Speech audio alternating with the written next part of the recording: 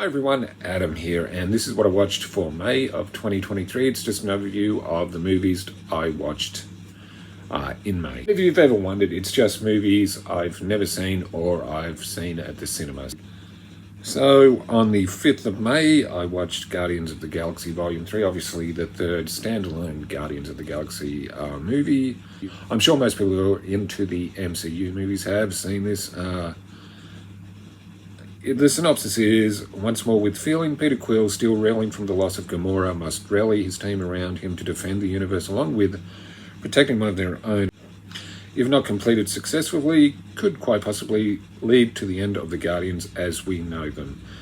I think it was a pretty good addition to the Guardians of the Galaxy, franchise. It does feel like there's a completion to this story. I mean, the characters could appear somewhere else in the MCU, but it really does feel like the end of this incarnation of the Guardians. I will say I did like the story, a bit of a backstory of Rocket, who I said this when I was giving some quick thoughts on one of my videos, that gives the best performance, but everybody does. But pretty much all the main characters do give great performances. I mean, it mixes both comedy and tragedy pretty well. There is a balance. It's always good at mixing, music with their scenes as well. A retro soundtrack. I think the only thing that I thought there was way more potential was Adam Warlock, but there was so much going in the movie, but it could have been so much more with him. That's probably the only, I'd say, disappointing thing, but everything else was pretty good. On the 7th, I watched Missing. This is I wouldn't call it a sequel, a spin-off to a movie called Searching, and the synopsis is, no one disappears without a trace. When a mother disappears while on vacation in Colombia with a new boyfriend, June's search for answers is hindered by international red tape, stuck thousands of miles away in Los Angeles. June creatively uses all the latest technology at her fingertips to try and find her before it's too late.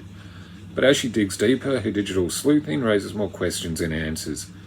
And when June arrives, secrets about her mom, she discovers that she never really knew her at all. But I did think the young lead actress did a good job. Her name's Storm Reid. She was recently seen in an episode of The Last of Us. I think she did a really good job. Yeah, I mean, there is a twist. I won't go into it, but I was surprised by it. I know other people might not be, but I was. But I thought it was a decent one. This one, I remember seeing trailers at the cinema, but it didn't end up getting released over here, so maybe it didn't do that well overseas or something. I don't know. Sometimes that happens here, but yeah, I thought it was actually pretty good. Okay, so on the 13th of May, I watched Hypnotic. This is a sci-fi action film directed by Robert Rodriguez and starring Ben Affleck.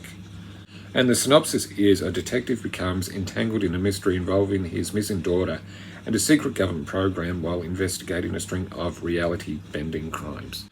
So basically he's a detective who's on the case of people who are called hypnotics, who are able to make people do what they want with the power of suggestion. It's that type of thing. I mean, there's an interesting premise here, but I don't think it was well executed. It's a shame because I think Robert Rodriguez is a pretty good director, and Ben Affleck can give good performances, but I don't know, there's just something about this just didn't work.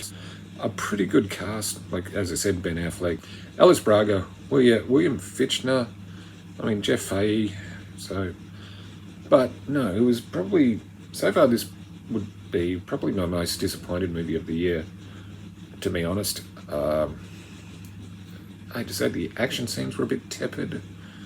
I don't want to say much about the performances. I think they did what they could with the material. I think it looks like they're going to try and turn this into a franchise, but I don't think that'll happen. So on the 19th, I watched Fast X, the 10th entry in the Fast and the Furious franchise. Okay, here's a synopsis. The end of the road begins. Over many missions and against impossible odds, Dom Toretto and his family have outsmarted, outnerved, and outdriven every foe in their path. Now they confront the most lethal opponent they've ever faced, a terrifying threat emerging from the shadows of the past, who, fueled by blood revenge, who is determined to shatter this family and destroy everything and everyone that Dom loves forever. I will admit this franchise has gotten so ridiculous, but that's what I love about it. I mean, I kind of like, they kind of veered away a lot from street racing. This one has a connection to Fast 5, which is definitely one of the best ones in the franchise.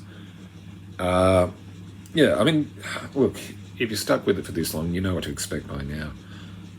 Over-the-top action scenes, Vin Diesel saying family. I mean, the action scenes are well done, and you know, it is fun. Sometimes movies can just be fun, turn your brain off and have fun with it. I know other people are like, oh, how can you still watch these movies? Because I enjoy them. Shut up. I will say Jason Momoa does give a fun performance, which suits his franchise, completely over the top.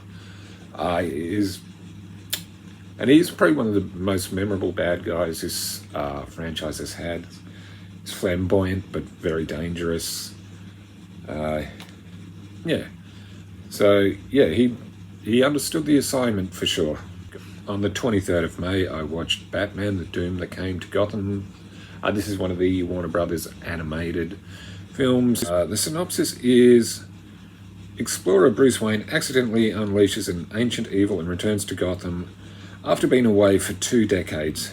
There, Batman battles Lovecraftian supernatural forces and encounters allies and enemies such as Green Arrow, Ra's al Ghul, Mr. Freeze, Killer Croc, Two-Face, and James Gordon. Interesting take on the Batman mythos. This is set in the Prohibition era, so yeah, I mean, also, plot twist, did you know Batman's parents were murdered? Kind of a cross between steampunk and, like they said in the synopsis, Lovecraftian horror, I guess, yeah. But not, yeah, but I did enjoy it. It's a very different Batman movie, not what you'd usually expect. On the 26th of May, I watched Renfield. This is the horror comedy starring Nicolas Cage and Nicholas Hoult and Awkwafina. And the synopsis is, okay, sucks to be him. Having grown sick and tired of his centuries as Dracula's lackey, Renfield finds a new lease on life, and maybe even redemption, when he falls for feisty traffic cop Rebecca Quincy. So it basically takes, say, what if Renfield from the Dracula mythos was around in modern day. There's a very tongue-in-cheek approach. I mean, of course, Nicolas Cage does a great job here as Dracula. Obviously, he's having a ball. But you got to give it up for Nicholas Hoult, who plays, you know, basically a modern day. Basically, he's in a toxic relationship with his boss. Yeah, and the self-help scenes are pretty funny. It's also does have some gory moments, but it's actually quite gory as well, and some decent action scenes. And I think the main trio, Nicholas Hoult, Awkwafina, and Nicolas Cage as Dracula, all do a great job. It's funny, and it kind of does pretty well at mixing genres. Bit of action, bit of horror, bit of comedy, and does it pretty well. Yeah, it's just fun. I did enjoy this one. So that's going to wrap it up for everything I watched in May. Let us know, have you seen any of these and what did you think? Like, comment, subscribe. I'm Adam, and I'll see you again soon.